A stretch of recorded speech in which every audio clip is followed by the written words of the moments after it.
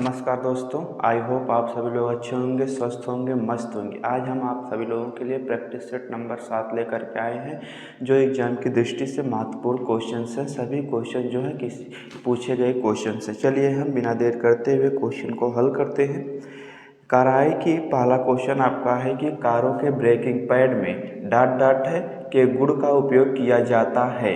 मतलब कारों के ब्रेकिंग पैड, जो कार के जो ब्रेक होते हैं, मान लेते हैं ब्रेक है, ब्रेक पर जो एक पैड लगाया जाता है खुरदुरा नुमा, वह किसके कारण से लिए उसको खुरदुरा बनाया जाता है।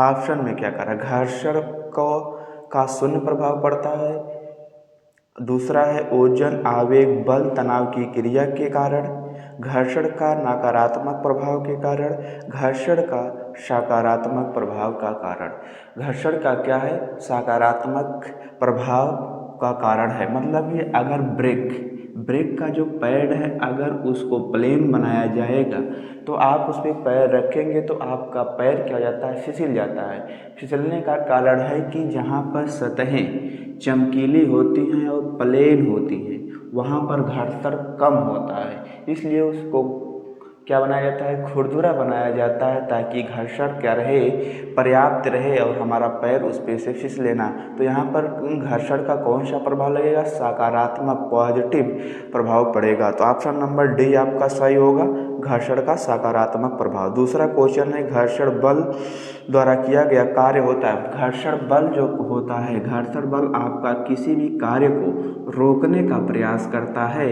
इसलिए इसका क्या कार्य कैसा होता है, इसका कार्य ऋणात्मक होता है। हमेशा अगर पूछा जाएगा तो इसका कार्य हमेशा ऋणात्मक होता है। आप दूसरे क्वेश्चन का ऑप्शन नंबर सी सही होगा।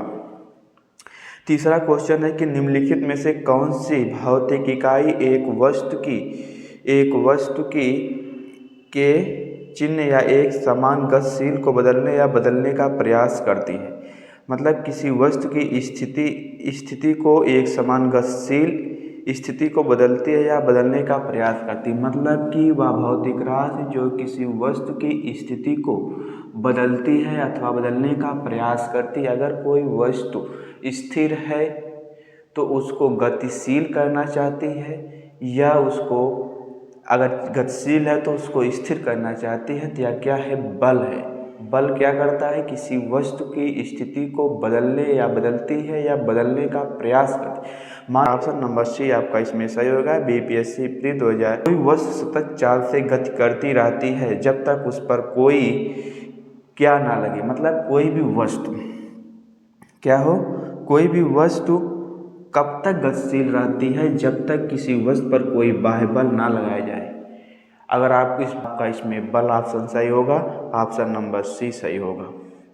अगला क्वेश्चन है कि निम्नलिखित में से कौन सा कथन न्यूटन के गति से तीसरे नियम के लिए सही। हम जानते हैं पहला नियम आप जानते हैं कि कोई वस्तु अगर गतिशील है तो वह गतिशील ही रहना चाहती है, अगर स्थिर है तो स्थिर ही रहना चाहती है। गति का प्रथम नियम कहता है। दूसरा नियम कहता है F बराबर ma, अर्थात द्रव्यमान और त्वरण के गुणनफल को बल कहते हैं। तीसरा नियम हम लोग जानते हैं कि कोई भी वस्तु के द्वारा किसी वस्तु पर लगाया गया बल और उस वस्तु के विपरीत दिशा में लगाए गए बल को क्या कहते हैं, क्रिया प्रतिक्रिया का बल कहते हैं। न्यूटन नंबर 3 गति का तीसरा नियम है। तो ये पूछ रहे हैं कि गति का तीसरा नियम कौन सा लागू होता है। चलिए ऑप्शन देखते हैं। कह रहा है कि बल एक ही निकाय पर लागू होता है। नहीं, बल जो होता है एक ही निकाय पर लागू नहीं होता है, ये ऑप्शन गलत है। बल एक ही निकाय पर विपरीत दिशा में होता है, बल एक ही निकाय पर विपरीत दिशा में नहीं होता है, बल एक ही निकाय पर नहीं लगता है, बल अलग अलग निकाय पर विपरीत दिशा में लागू होता है। सही है। मान लेते हैं एक निकाय बोर्ड है और एक निकाय डस्टर है। जब हम इस पर इससे लगाएंगे तो यह दूसरा निकाय हुआ, ये दूसरा निकाय हुआ। बल क्या हुआ, हम बल इधर लगा रहे हैं, वह बल इसकी विपरीत दिशा में लगाया जा रहा है।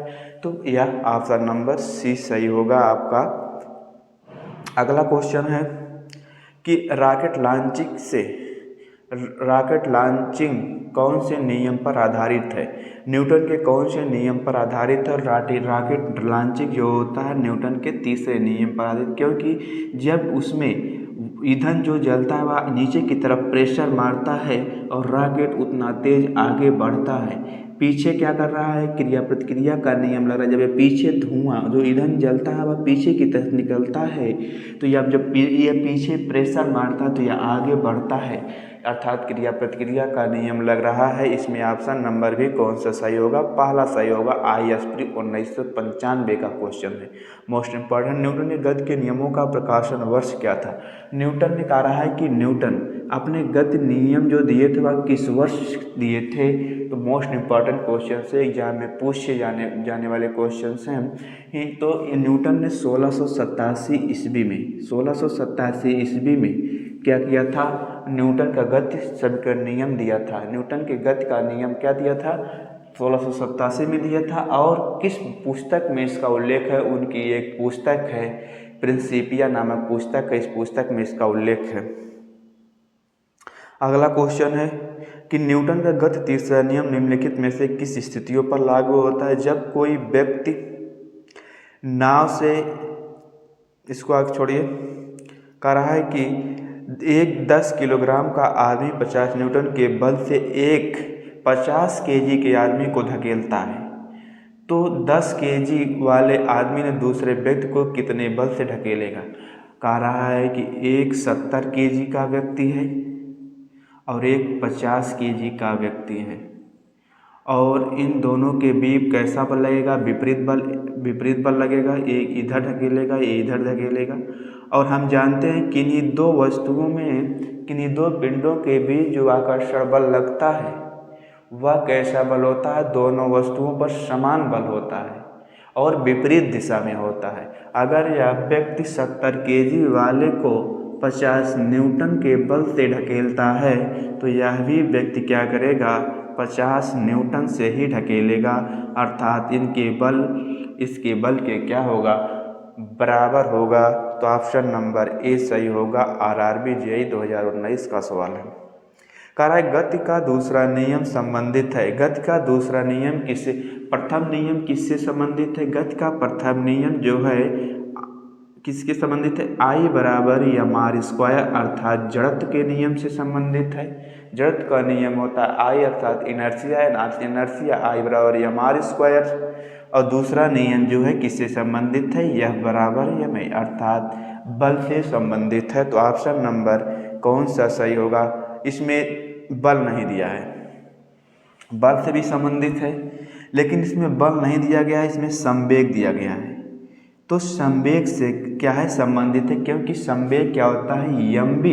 अगर हम संवेग परिवर्तन की दर कहें तो यह किसके बराबर हो जाता है, f के बराबर होगा। यहाँ पर ध्यान देने योग्य बातें हैं। यहाँ पर कितने लोग दाब लगाकर चले आएंगे लेकिन क्वेश्चंस गलत हो जाएंगे, दाब नहीं सही होगा।